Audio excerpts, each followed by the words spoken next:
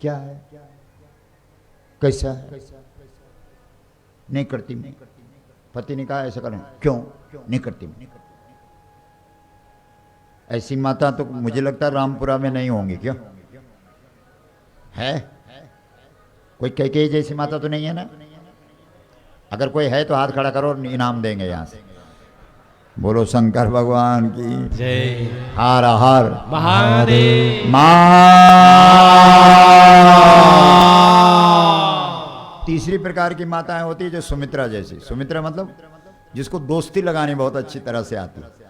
माताओं में मित्रता का गुण होता है, बोलो होता है कि नहीं? अगर माता लोग रामपुरा से जोधपुर के लिए बस पर बैठे हैं, दो माताएं, तो अभी टिकट भी नहीं कटा तब तक उनका सब जान पहचान सब कुछ लग जाती है। बोलो लगती है कि नहीं? कहाँ की है, क्या है, बच्चे कितने हैं, सास है कि नहीं, ये जरूर पूछेगी, और कैसी है ये भी जरूर पूछेगी सुमित्रा। लेकिन अगर दो भाई रामपुरा से जोधपुर के लिए बस पर बैठे, एक का मुख पूरब और एक का पश्चिम, जोधपुर उतर गए और आपस में बोले ही नहीं, दोनों अकड़ू। पुरुषों में मूछ नहीं है, ये अकड़ है। और माताओं में दिल काम करता है और पुरुषों में दिमाग ज्यादा काम करता है।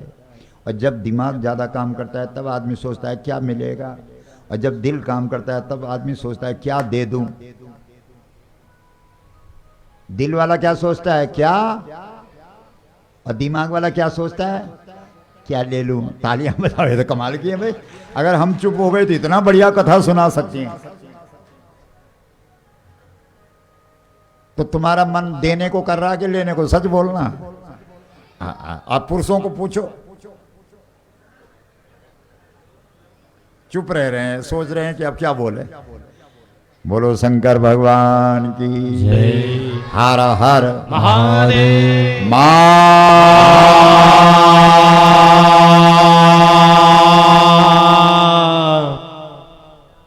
तीन तीन रानियां हैं लेकिन संतान है नहीं। अगर जीवन में कोई समस्या हो तो किसके पास जाओ? गुरुजी के पास। लेकिन गुरुजी भी ये नहीं कि कोई भी गुरुजी, सफेद कपड़ा लाल कपड़ा कुछ भी पहन लिया तो हो गए गुरुजी। अरे गुरु कौन है? जो वशिष्ठ है। इसलिए रघुवंशियों का गुरु कौन है? सूर्यवंशियों का गुरु कौन है? बोलो वशिष्ठ। वशिष्ठ का मतलब क्या होता है? जिसने, बोलो जिसने इष्ट को बांध के रखा है, वही वशिष्ठ। वही वशिष्ठ है। तो कौन सा इष्ट है जो बांधा जा सकता है? बोलो राम बांधा नहीं जा सकता, शिव जी बांधा नहीं जा सकता, केवल गाय बांधी जा सकती है। इसलिए जिसने गाय को इष्ट के रूप में अपने घर में बांध दिया है वही वशिष्ठ। वशिष्ठ को तालियां बजाओ जरूर से। इसलिए आज के बाद गुरु किसको मानना? गाय वाले को और गाय को। गाय को भी गुरु सीधा डायरेक्ट भी हो सकता है।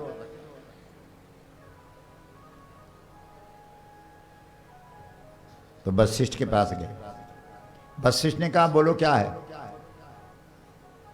अरे बोलो गुरुजी आपकी कृपा से सब कुछ है, संपत्ति भी है, सन्मति भी है, इसीलिए तो गुरुजी के पास आ रहा हूं। क्योंकि जिनके जीवन में सन्मति होती है वही तो गुरु के पास जाते हैं। अभी पारस दौड़ा दौड़ा आया जोधपुर से। बोलो आज तो शुरुआत थी, ऐसा भी तो बोल सकता था कि अभी तो शुरू है, आज तो गुरुजी आ ही रहे हैं, अभी तो पता नहीं आज तो शुरुआत होगी, पता नहीं, चलो देखते हैं 2-3 दिन में। और तब तक पता लगा कि गुरुजी निकल भी गए।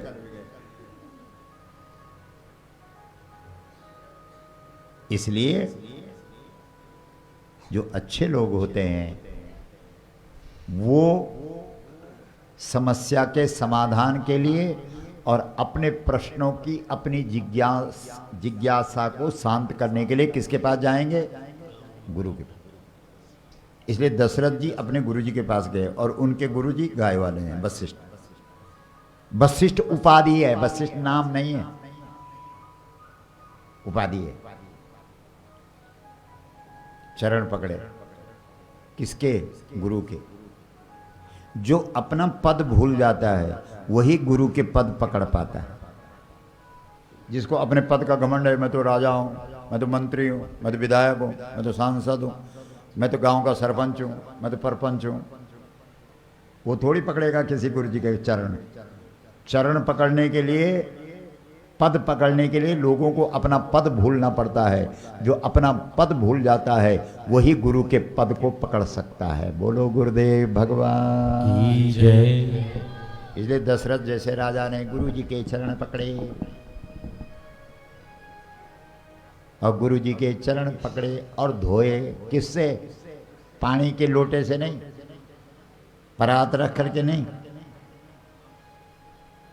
जब तुम्हें गुरु दर्शन हो तो तुम्हारा हृदय भाव से भर जाए और आंखों से जल निकलने लग जाए, और उस जल से तुम गुरु के चरण धो लो। ये बोलो। अधिकतर लोग क्या करें, अरे गुरु जी आ गए, गुरु जी आ गए, जल्दी करो जल्दी करो, जल्दी चौकी लाओ चौकी लाओ चौकी लाओ, परात लाओ परात लाओ, लोटा लाओ लोटा लाओ। ऐसा तो कोई भी कर देगा। उधार के पानी से, उधार की परात में, उधार के लोटे से कौन पैर नहीं धो सकता? गद गद गिरा नयन बहनीरा, नीरा नयन बहनीरा। नयन बहने।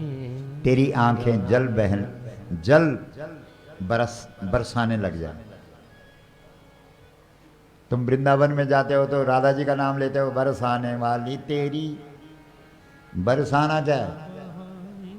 अरे एक गांव का नाम भी बरसाना है, लेकिन जब तेरी आंखें बरसती है तो तेरी नेत्रों में ही बरसाना उमड़ आता है। वही तो बरसाना है। तो गुरु जी के चरण धोए। गुरु जी ने पूछा बोलो क्या चाहिए। गुरुदेव आपकी कृपा से सब कुछ है, लेकिन संतति नहीं है। अरे एक बात ध्यान से सुन लो। यहीं की राजस्थान की एक महिला है, आंध्र प्रदेश में, उसने 84 घरों में इस ग्रंथ का पाठ करके 20-20, 18-18 साल बाद बच्चे हो गए, केवल इस ग्रंथ का पाठ करने के बाद। इस ग्रंथ को हर हिंदू के घर में होना चाहिए। तुम्हारे घर में कुछ और हो ना हो, ये जरूर चाहिए।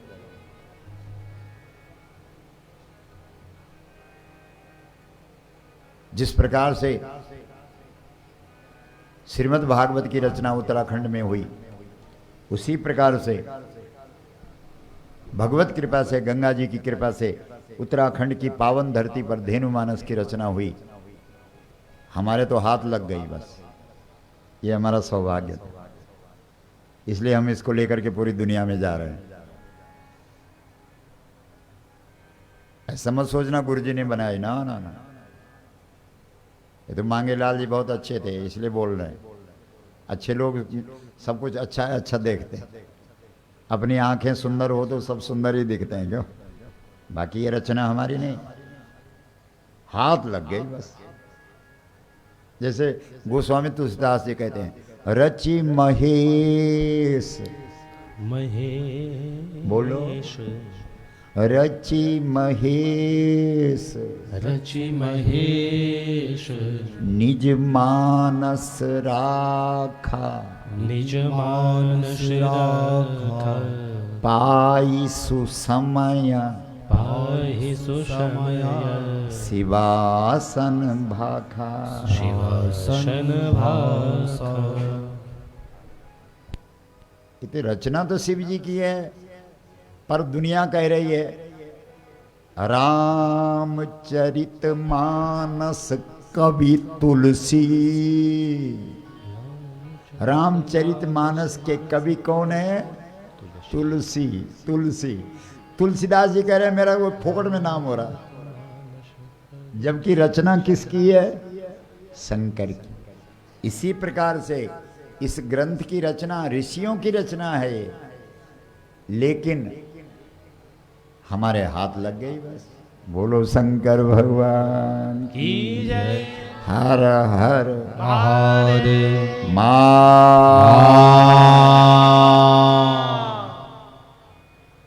वशिष्ठ जी को बोला कि सब कुछ है लेकिन संतति नहीं, ध्यान दो इधर, बाल बच्चे नहीं है। तो वशिष्ठ जी ने कहा मैं अभी गाय वाले महाराज को फोन करता हूं, क्योंकि तेरी समस्या का समाधान कोई गाय वाला महाराज ही ठीक करेगा। वैसे तो वशिष्ठ भी गाय वाले हैं, पर कुछ लोग होते हैं जिनके हर चीज में गाय है। भाई हमको तुम रामायण पकड़ा दो तो हमको तो वहां भी गाय दिखती है, हमको तुम भागवत पकड़ा दो, इसलिए लोग कहते हैं महाराज तो अपना भागवत बोलता है, ना राम कथा बोलता है, ना शिव पुराण बोलता है, इसको तो गाय ही बोलता है। अब क्या करें, जब हमको दिखी गाय रही तो हम क्या करें। पहाड़ में एक ऋषि है जिसको गाय के सिवाय और कुछ नहीं दिखाई देता है, उसका नाम ही लोगों ने श्रृंगी रख दिया। क्या रख दिया? श्रृंगी। बोलो श्रृंगी महाराज की जय। और जहां पर श्रृंगी ऋषि रहते थे वहीं पर हम लोग रहते हैं, उत्तरकाशी में, उत्तराखंड में। कभी आओ आप, इस बार आओ। इस बार बहुत बड़ा कार्यक्रम है चोपड़ धाम में, 25 मई से 5 जून तक। सब आओ यहाँ से बस भर भर कर। एक बार देखो, वहां जाओगे तो नीचे आने का मन नहीं करेगा, बोलेंगे यहीं रहते हैं। हाँ। तो वहां से एक ऋषि बुलाया गया, उसका नाम था श्रृंगी। और श्रृंगी ऋषि जब अयोध्या आए, वशिष्ठ जी ने बुलाया, तो श्रृंगी ऋषि ने गाय मंगवाई, ब्याई हुई गौएं। और श्रृंगी ऋषि वहां से चावल लाए थे उत्तराखंड से। बाबा जी हमारे यहाँ कुछ चावल ऐसा है जो सूखे खेतों में होता है। अधिकतर चावल तो रोपाई में ही होता है ना, लेकिन हमारे यहाँ एक चावल ऐसा है, उसको कहते हैं साठी का चावल, पहाड़ों में होता है। तो उस चावल को लेकर के आए, और वो चावल यहाँ गाय का दूध निकाला। लेकिन कब निकाला? जब बछड़े ने दूध पीना बंद कर दिया। हाँ बोलो, तुम करते हो ऐसा?